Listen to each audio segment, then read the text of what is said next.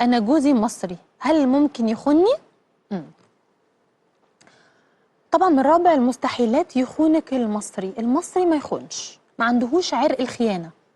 انت عارفة ايه المستحيلات؟ طبعا المستحيلات 3 اقولهم لك: الغول، العنقاء، الخل الوفي. اقول لك الشرح ولا ممكن انت تبقي عارفة او تخشي جوجل؟ خشي وتعرفي. الغول، العنقاء ده طائر كده خنفشاري، الخل الوفي الصديق الوفي. المستحيل الرابع: المصري يخون. مستحيل، ده رابع مستحيل في الدنيا في الكائنات. مستحيل المصري يخون نفسه ولا يخونكيش، يبيع نفسه ولا يبيعكيش، يجوع نفسه ولا يجوعكيش، يعري نفسه ولا يلبسكيش،